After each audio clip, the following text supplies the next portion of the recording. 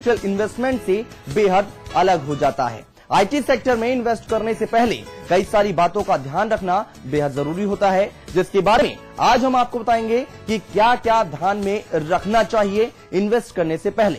साथ ही आपको बताएंगे कमर्शियल स्पेस के भी बारे में, और आपके सवालों का जवाब देने के लिए स्टूडियो में मौजूद होंगे हमारे प्रॉपर्टी एक्सपर्ट आकाश जिंदल जी। आकाश जी, स्वागत है आपका। धन्यवाद सर। और आप भी अगर आपको कोई प्रॉपर्टी से जुड़ी सवाल पूछने हैं, कोई दिक्कतें आ रही हैं, तो आप हमें कॉल कर सकते हैं और हमारे नंबर लगातार आपके टेलीविजन स्क्रीन पर फ्लैश करेंगे। उन नंबर्स पर आप हमें कॉल करिए और अपनी समस्या जो है उसके बारे में, उसके समाधान के बारे में आप हमसे बात कर सकते हैं। आप हमसे सीधी बात कर सकते हैं। हमारा टोल फ्री नंबर है 1800102630 इस पर आप मुफ्त में बात कर सकते हैं। इसके अलावा आप 012046463332 और 012046463327 पर भी फोन कर सकते हैं। आईटी सेक्टर्स में अगर आप इन्वेस्ट करना चाहते हैं तो बहुत सारे ऑप्शंस हैं, आप कर सकते हैं। यहां पर अगर रेट्स की बात करें तो 5 लाख से लेकर 50 लाख तक रेट्स हैं। कई बातों का ध्यान भी रखना चाहिए। क्या क्या खास बातें हैं, देखिए इस रिपोर्ट में।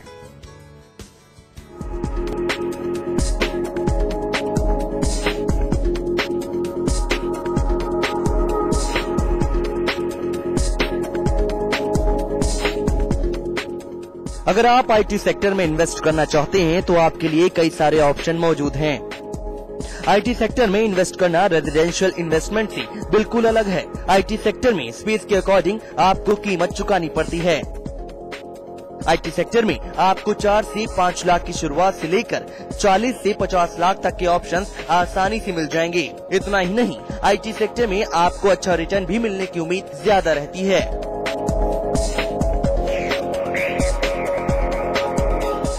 इसमें इन्वेस्ट करने से पहले कई सारी बातों का ध्यान रखना बेहद जरूरी है, नहीं तो आपको इन्वेस्ट करने के बाद आने वाले समय में थोड़ी परेशानी जरूर उठानी पड़ सकती है। कई बार ऐसा होता है कि इन्वेस्टर को घाटा भी उठाना पड़ जाता है, इसलिए इन्वेस्ट करने से पहले कई बातों का ध्यान रखना बेहद जरूरी है। आप बिल्डर से लिखित में एश्योर रिटर्न जरूर लें। आप सुनिश्चित कर लें कि आप जिस बिल्डर के साथ इन्वेस्ट कर रहे हैं उसने किसी बड़ी लीजिंग कंपनी को टाई अप किया हो, जिससे कि वो आपको रेंटल इनकम एश्योर करे। इन्वेस्ट करते समय लीज गारंटी का भी ध्यान रखें। कमर्शियल इन्वेस्ट करने से पहले आप लोकेशन जरूर देख लें। आसपास का एरिया डेवलप होना चाहिए। अगर आप कमर्शियल इन्वेस्ट कर रहे हैं तो आप इन बातों का ध्यान जरूर रखें, नहीं तो आपको इन्वेस्ट करने के बाद परेशानी उठानी पड़ सकती है। सौरभ साहनी, समाचार प्लस। और आकाश जी हमारे साथ जुड़े हुए हैं। आकाश जी, सबसे पहले आप हमारे दर्शकों को ये समझाएं कि जब वो यहाँ पर आईटी सेक्टर्स में इन्वेस्ट करते हैं, कौन कौन सी ऐसी सुविधाएं हैं जो उनको मिल सकती हैं? I think it's a very nice question to start, because सबसे पहले मैं कहूंगा दर्शकों को जो निवेश करना चाहते हैं कि आईटी सेक्टर के लिए अगर स्पेस ले रहे हैं तो रेजिडेंशियल स्पेस बाय करने के लिए जो वो माइंडसेट लेके चल रहे हैं, जो आउटलुक लेके चल रहे हैं, उससे डिफरेंट आउटलुक उन्हें मन में रखनी होगी।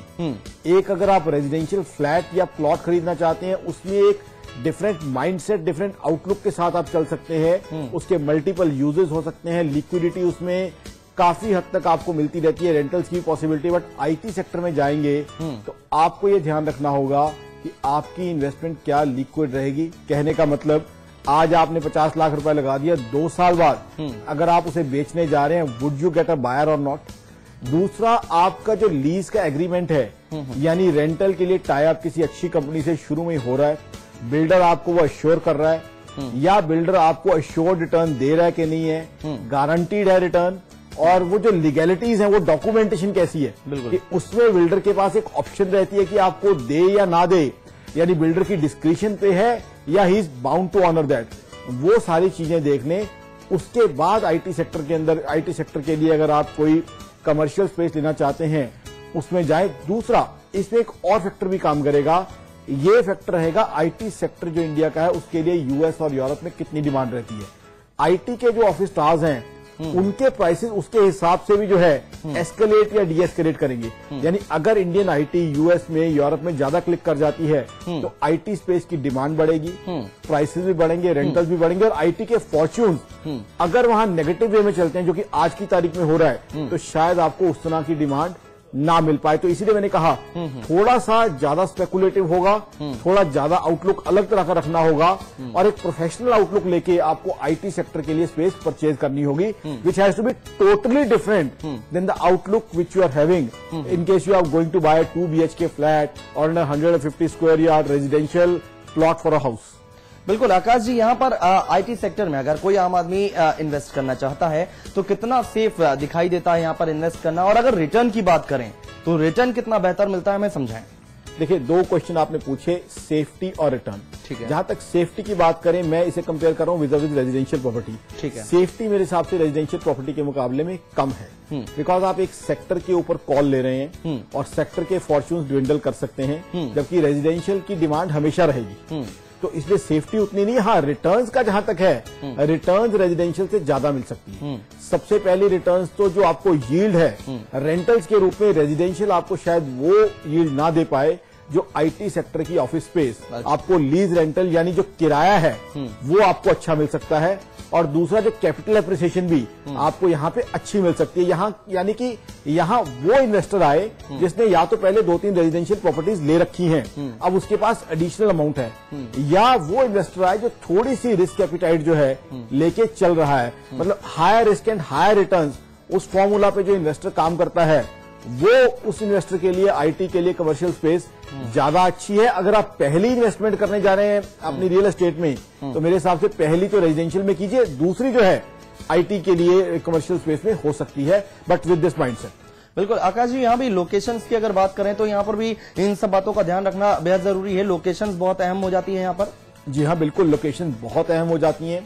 सबसे पहली तो लोकेशन ऐसी जगह हो जो ओवरऑल आईटी हब हो, जैसे नोएडा, ग्रेटर नोएडा, या जो यमुना एक्सप्रेसवे बना है वो आने वाले समय में एक अच्छा आईटी का हब बन सकता है, तो यहाँ पे स्पेस अच्छी हो सकती है। गुड़गांव तो अच्छा है ही है, और उसमें भी विद इन दैट एक्सप्रेसवे या नोएडा, ग्रेटर नोएडा में जो कनेक्टिविटी है वो बहुत अच्छी होनी चाहिए, यानी आप हाईवे या एक्सप्रेसवे के पास होने चाहिए, बिकॉज आईटी में there are lots and lots people who need to travel to you, चाहे आप अपनी कैब फैसिलिटी प्रोवाइड करते हैं, तो कनेक्टिविटी एंड लोकेशन दोनों चीजों की वैल्यू जो है रहेगी। और तीसरी चीज जो है आईटी के सक्सेस के लिए रहेगी कि इलेक्ट्रिक सप्लाई जो है कितनी कांस्टेंट और कितनी बढ़िया उस एरिया में आ रही है, बिकॉज हम सब जानते हैं जो स्टैंड बाय जनरेटर सेट्स हैं उससे आईटी कंपनीज नहीं चलती, अल्टीमेटली वो चलेंगी जो गवर्नमेंट की इलेक्ट्रिक सप्लाई है। स्टैंड बाय तो जो है ये स्टैंड बाय का काम करता है, तो इलेक्ट्रिक सप्लाई कितनी वहां पे कांस्टेंट है और कितनी कॉम्पिटिटिव है, ये चीज भी आपको गौर करनी है। पूजा, एक कॉलर जुड़ गई हमारी कानपुर से। पूजा, स्वागत है आपका, अपना सवाल पूछें। जी सर, मेरा एक सवाल है कि मैं कॉमर्शियल स्पेस में इन्वेस्ट करना चाहती हूँ। मेरा बजट 10 से 15 लाख का है। क्या यमुना एक्सप्रेसवे में जो कॉमर्शियल प्रोजेक्ट आ रहा है उसमें मैं इन्वेस्ट कर सकती हूँ, या करना सही होगा मेरे लिए? I think Pooja, you are bang on the target, because 10 to 15 lakhs wouldn't give you an accessibility to Noida or Greater Noida, but yes, Yamuna Expressway is the area जहां 10 से 15 लाख के बीच में आपका बजट सूट करता है। और अगर आप लॉन्ग टर्म का एंगल लेके चलती हैं और थोड़ा सा, जैसे मैंने कहा कि higher risk higher return theory में विश्वास करती हैं, तो 10 से 15 लाख के बीच में आप यमुना एक्सप्रेसवे पे इन्वेस्ट कर लीजिए। वहां पे अश्योर्ड रिटर्न्स आपको मिल रही हो, और साथ ही साथ बिल्डर अगर लीज का आपको जो है टाई अप करा के दे रहा हो, इन चीजों का भी ध्यान रखें, तो I think it would prove to be a very good investment. अभी रेट्स की अगर बात करें, पूजा जिस तरह से बात कर रही थी आकाश जी, रेट्स उनका एक फिक्स है कि 10 से 15 लाख, लेकिन रेट्स की अगर बात करें तो क्या कुछ रेट्स अभी हैं मार्केट में, और आगे आने वाले समय में क्या ये बूम करेगा आगे? हाँ, देखिए, मेरे हिसाब से जो कमर्शियल स्पेस की बात करें आईटी की, वहां एप्रिसिएशन, अगर आप यमुना एक्सप्रेसवे की बात कर रहे हैं, मेरे हिसाब से CAGR यानी कंपाउंडेड एनुअल ग्रोथ रेट, जिसे कहें कि बड़ी सिंपल देसी भाषा में कहूं, सालाना जो है चक्रवृद्धि ब्याज जो है वो मिलना चाहिए आपको 15% के आसपास। उस तरह की रिटर्न्स आपको मिल सकती हैं अगर आप 3 साल का होराइजन लेके चलते हैं। अब उससे थोड़ा पीछे आते हैं ग्रेटर नोएडा और नोएडा में। ग्रेटर नोएडा में रिटर्न थोड़ी कम हो, सॉरी, नोएडा में रिटर्न थोड़ी कम हो सकती हैं, बिकॉज वहां ऑलरेडी एस्केलेशन आ चुकी है, वहां आप 10 से 12% कह सकते हैं। तो आई थिंक अगर आप कमर्शियल स्पेस आईटी के लिए जा रहे हैं तो Yamuna authority would be a better idea, because वहां पे अभी रेट्स के अंदर इतनी अप्रिसिएशन नहीं आई है, तो वहां अप्रिसिएशन थोड़ी ड्यू है इन कंपैरिजन विद नोएडा। अगर एरिया की बात करें तो आप जो हमारे दर्शक हैं उनको कहां सजेस्ट करेंगे, कौन सी जगह वो जा सकते हैं आईटी सेक्टर में निवेश करने के लिए? देखिए, अगेन आपको बजट देखना है। अगर आपका बजट हमारी मित्र पूजा की तरह है कि 10 से 25 लाख तक का बजट है, तो यमुना जो एक्सप्रेसवे है, I think that's the ideal area. अगर अगेन आपका बजट जो है, you are sitting with a decent budget, अगर आप 50 लाख से 1 करोड़ के बजट में बैठे हुए हैं और आपको इंस्टेंट लीज रेंटल चाहिए, तो I think Noida is the area. तो इसलिए आपको ये देखना है कि आपका बजट कितना है और होराइजन कितना लंबा है, बिकॉज यमुना एक्सप्रेसवे पे तभी मैं सजेस्ट करूंगा अगर होराइजन आपका कम से कम 2 से 3 साल का। अगर कोई 6 महीने या 9 महीने के एंगल से इन्वेस्ट कर रहा है तो I wouldn't say Yamuna expressway, because Yamuna expressway में प्लान्स बहुत हैं, प्रपोजल्स बहुत हैं, एग्जीक्यूट भी होने चाहिए, लेकिन उसमें वक्त लगेगा। इंस्टेंटली जो है 2, 4, 6 महीने के अंदर जो है एकदम यमुना एक्सप्रेसवे पे कुछ नहीं होने वाला। बिल्कुल, तो कई सारी बातें हैं और एक एक करके हम और सारी बातों पे भी चर्चा करेंगे। बहुत सारी बातें हैं। आपको अगर कोई प्रॉब्लम हो रही है प्रॉपर्टी को लेकर, अगर किसी चीज की कोई प्रॉब्लम हो रही है, बिल्डर से जुड़े सवाल पूछे हैं या फिर आईटी सेक्टर्स में आप निवेश करना चाहते हैं, आपको कोई दिक्कत आ रही है, कोई जानकारी चाहिए या फिर कोई सवाल पूछना है, आप हमें कॉल कर सकते हैं। हमारे नंबर लगातार आपकी टेलीविजन स्क्रीन पर फ्लैश कर रहे हैं। फिलहाल यहां पर रुकना एक छोटे से ब्रेक लिए, जल्द लौटते हैं, कहीं मत जाएगा।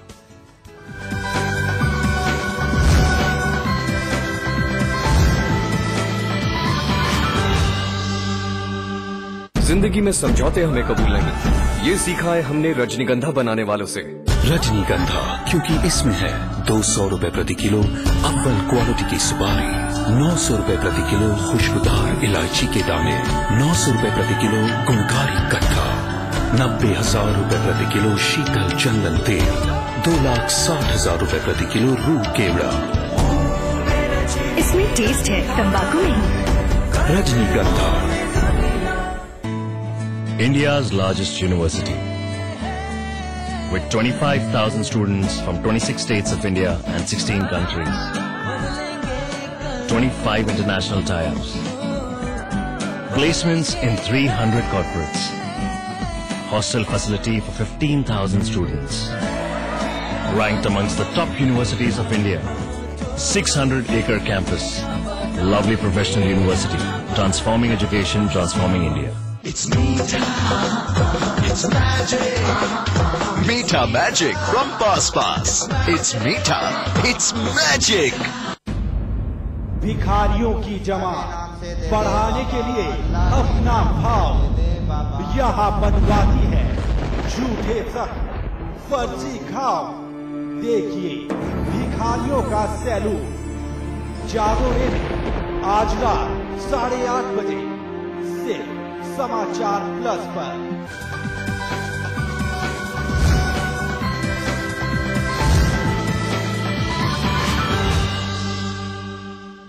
ब्रेक के बाद स्वागत है आपका। आप देख रहे हैं प्रॉपर्टी एक्सपर्ट और हम बार बार कह रहे हैं कि अगर आपको कोई दिक्कत है तो आप हमें कॉल कर सकते हैं और अपनी परेशानी हमसे बता सकते हैं, जिसका समाधान हमारे एक्सपर्ट आपको जरूर बताएंगे। फिलहाल रुद्रप्रयाग से एक कॉलर हमारे राकेश जुड़ गए हैं। राकेश जी, स्वागत है आपका, अपनी बात रखें।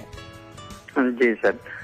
सर मैं ये जानकारी चाह रहा हूँ कि जैसे उत्तराखंड में हमें कौन सी जगह ऐसी है या आईटी सेक्टर ऐसे है कि जहाँ पे हम कम से कम 1 या 1.5 लाख रुपए इन्वेस्ट कर सकते हैं करीब 2 या 3 साल के लिए। मेरे मित्र, जहां तक रियल एस्टेट की बात है, देखिए फिलहाल की सच्चाई ये है कि 1 या 1.5 लाख के साथ रियल एस्टेट में कॉल लेने की जो है मैं आपको सलाह नहीं दूंगा। 1 या 1.5 लाख का अगर आपका बजट है, 1 या 1.5 लाख का अगर पोर्टफोलियो है, आने वाले समय में रीट्स नाम का कॉन्सेप्ट आ सकता है। रियल एस्टेट इन्वेस्टमेंट ट्रस्ट, कुछ ऐसी एजेंसीज होंगी जो पैसा इकट्ठा करके रियल एस्टेट में लगाएंगी। वो आपके लिए ज्यादा वायबल और ज्यादा अच्छा आइडिया होगा। डायरेक्ट इन्वेस्टमेंट 1 लाख की जो है मेरे ख्याल रियल एस्टेट में जो है ज्यादा फ्रूटफुल नहीं होगी। बिकॉज आकाश जी, यहाँ पर एक सवाल बहुत ही महत्वपूर्ण हो जाता है, कितने पैसे आपकी पॉकेट में होने चाहिए जो आप आईटी सेक्टर में निवेश कर सकते हैं? राकेश जी को समझ में आ जाएगा थोड़ा मोटा मोटा। देखिए मेरे हिसाब से जो आपका बजट है वो जो है एक रीजनेबल बजट में जो है आज की तारीख में 10 लाख से जो है थ्रेशोल्ड से शुरू करना चाहूंगा। 10 लाख से लेके 1 करोड़ तक कहीं भी आपका बजट है तो आपको अलग अलग बजट के हिसाब से स्पेसेस मिल जाएंगी। यानी 10 से 25 में अलग जगह है, 25 से 50 अलग जगह है, 25 से 1 करोड़ अलग है। तो आई थिंक 10 लाख का जो है थ्रेशोल्ड बजट जो है आप लेके चलिए। हाँ, एक सुविधा जरूर है कि कई बिल्डर्स के पास, क्योंकि जैसे कंस्ट्रक्शन लिंक प्लान्स हैं, इस तरह के प्लान्स हैं, तो उसमें क्या है कि आप 10 लाख अगर स्टैगर्ड वे में देना चाहें, यानी एक साथ आपके पास नहीं है, तो वो आप जो है कर सकते हैं। बिल्कुल बिल्कुल बिल्कुल आकाश जी, आप बने रहे हमारे साथ, आगे भी आपसे चर्चा जारी रखेंगे। लगातार हमें फोन कॉल्स आ रही हैं, आपके भी सवालों का जवाब हम देंगे। आईटी सेक्टर्स में कौन कौन से एरिया होते हैं, किन किन बातों का ध्यान रखना होता है, ये समझा रहे हैं हमारे सहयोगी सौरभ सानी।